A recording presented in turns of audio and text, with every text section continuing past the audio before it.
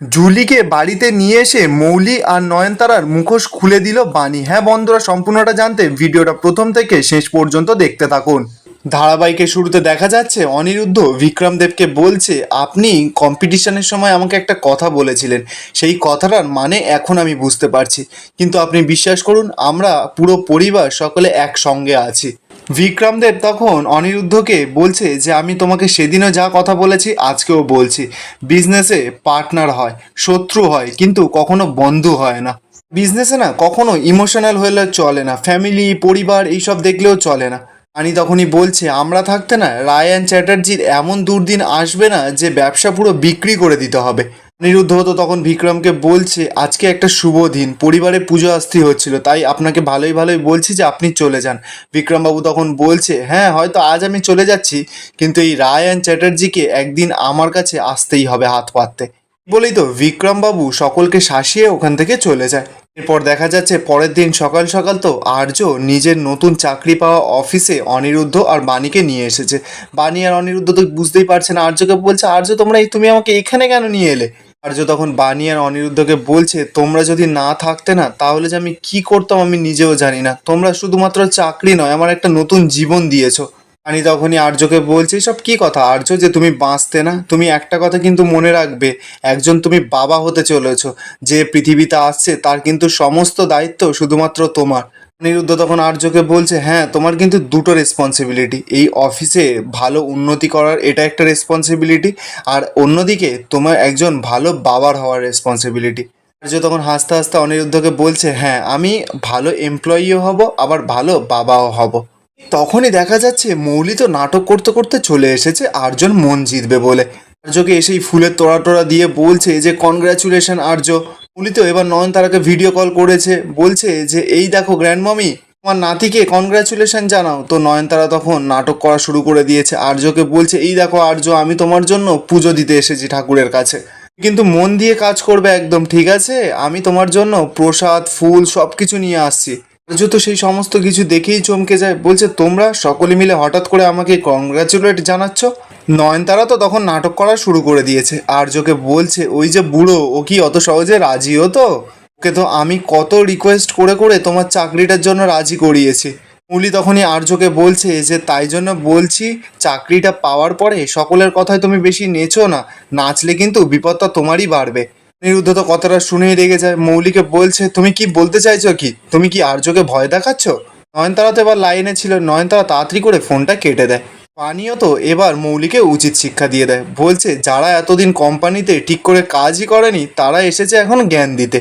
মৌলি তো এবার নাটক করা শুরু করে দিয়েছে, বলছে আমি ওকে ভয় দেখাবো কেন, আমি ওকে সাবধান করছি, কারণ একসময় তো আমিও এই কোম্পানিতে ছিলাম, নানান রকম ঝামেলায় জড়িয়ে পড়েছিলাম, একসময় তো অনিরুদ্ধও এই কোম্পানিতে ছিল, অনিরুদ্ধ তো বাধ্য হয়েছিল রিজাইন দিতে। তাপস আঙ্কেল তো তো এই কোম্পানিতে পুরো ফেঁসে আছে, তাই জন্য তোমাকে বলছি আর্য তুমি জানো না আবার বলির পাঁঠা হয়ে যাও। বলেই তো মৌলি ওখান থেকে চলে যায়। বাণী তো এবার আর্যর কাছে যায়, আর্যকে গিয়ে বলছে আর্য তুমি এসব নিয়ে একদম চিন্তা করো না, তুমি শুধুমাত্র মন দিয়ে কাজ করো তো। অনিরুদ্ধ এবার বাণীর কাছে যায়, বাণীকে গিয়ে বলছে বাণী আমাকে তো মৌলি ফাঁসিয়েছিল, সেটারই কি থ্রেট দিয়ে গেল আমাকে। পর বেশ কিছুক্ষণ সময় কেটে যায়, বাণী আর অনিরুদ্ধ তো ঘরে চলে গেছে। বাণী ঘরে বসে বসে চিন্তা করছে, অনিরুদ্ধ তখনই বাণীর কাছে আসে, বাণীকে বলছে বাণী তুমি কি নিয়ে চিন্তা করছো, চুপচাপ কেন বসে আছো। বাণী তখন অনিরুদ্ধকে বলছে মিস্টার চ্যাটার্জি আমার না খুব টেনশন হচ্ছে, এই নয়নতারা আর মৌলি এরা দুজন আজকে কেন গেছিল, কেন কথা বললো আর্যর সঙ্গে, এমনি এমনি তো ওরা আসেনি, আমার মন বলছে কিচ্ছু ঠিক নেই, আমার মন একদম শান্তি পাচ্ছে না। অনিরুদ্ধ এবার বাণীকে বলছে বাণী আর্য আমার নজরে আছে, তাই তুমি ওকে নিয়ে চিন্তা করো না, তুমি এখন নিজেকে নিয়ে চিন্তা করো। ঠিক তখনই দেখা যাচ্ছে তাপস তো আর্যকে টানতে টানতে বাণী আর অনিরুদ্ধদের ঘরের সামনে নিয়ে আসে। তাপস এসেই অনিরুদ্ধ আর বাণীকে বলছে এই তোমরা কি ভেবেছো কি। আর্য বাণী সকলে তো ওনাকে দেখেই পুরো চমকে গেছে। অনিরুদ্ধ তখন তাপসকে বলছে কি ব্যাপার আপনি এখানে কি করছেন। তাপস তখনই চিৎকার করে বলছে কি হয়েছে সেটা আবার জানতে চাইছো, তোমরা দুজনে মিলে এই রায় অ্যান্ড চ্যাটার্জি কোম্পানিতে ওই আর্যকে চাকরি করিয়ে দিয়েছো, সেটা আবার মেসোমশাইকে জানিয়ে।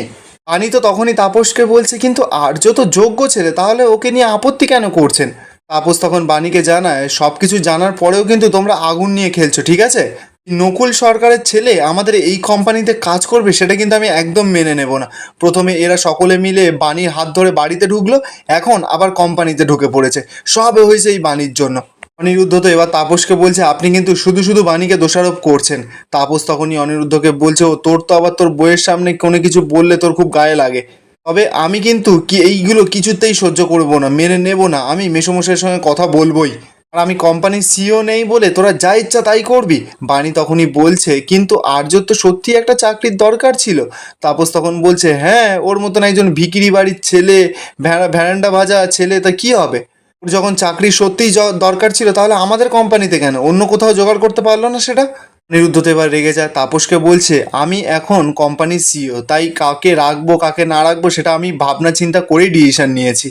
আর্য তো এতক্ষণ চুপ করেছিল, আর্য এবার মুখ খোলে, তাপসকে বলছে আপনি আমাকে অপছন্দ করেন বলে আপনি কি চান না যে আমিও চাকরিটা পাই?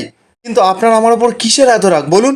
আমারও না সত্যি এই কোম্পানিতে জয়েন করবার কোনো ইচ্ছে ছিল না, কিন্তু অন্তত মা হতে চলেছে আমার কাছেও কোনো উপায় ছিল না। আর্য তো এবার রাগারাগি করে ওখান থেকে চলে যায়। বাণী তখনই তাপসকে বলছে তো আপনি কিন্তু শুধু শুধু রাগ করছেন ওর ওপর, আর্য কিন্তু যোগ্য ছেলে।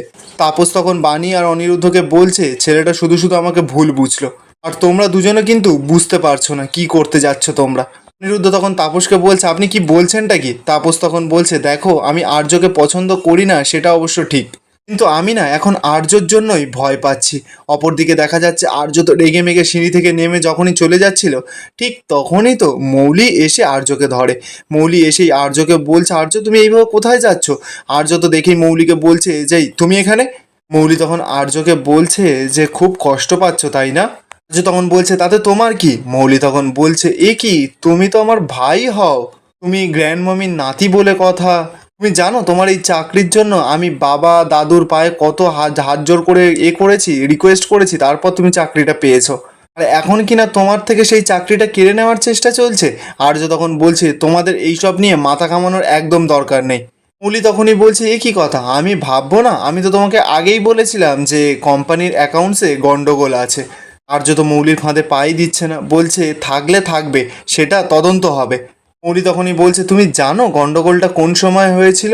যখন তোমার ফাদার ইন ল মানে ওই তাপস যখন সিইও ছিল তখন এই গন্ডগোলটা হয়েছিল। আর এখন তো তুমি অ্যাকাউন্টসের দায়িত্বটা নিয়েছো, তাই তাপস আঙ্কেল ভয় পাচ্ছে যদি সব কারচুপিগুলো ধরা পড়ে যায়, কোথায় কোন খাদে কোন টাকাগুলো সরানো হয়েছে। সেই কারণেই মনে হয় তাপস আঙ্কেল চাইছে না যে তুমি চাকরিতে জয়েন করো। যত মৌলির কথাগুলো শুনে রেগে যায়, মৌলিকে বলছে তোমরা এখন ওকে চোর সাজাতে চাইছো নাকি? উনি আমাকে অপছন্দ করেন কারণ আমি ওনার মেয়েকে বিয়ে করেছি। আর তার থেকে বড় কথা হলো অনিরুদ্ধ দাও তো ওই কোম্পানিতেই আছে, তাহলে অনিরুদ্ধ দা তো আগে থেকেই কোনো স্টেপ নিচ্ছে নাই বা কেন? মৌলি তখন আর্যর কানে বিষ ঢালছে, বলছে আরে আরে আরে কেন নেবে স্টেপটা? ওটা তো নিজের বাবা, নিজের বাবাকে কি কেউ নিজের হাতে পুলিশে ধরিয়ে দিতে পারে?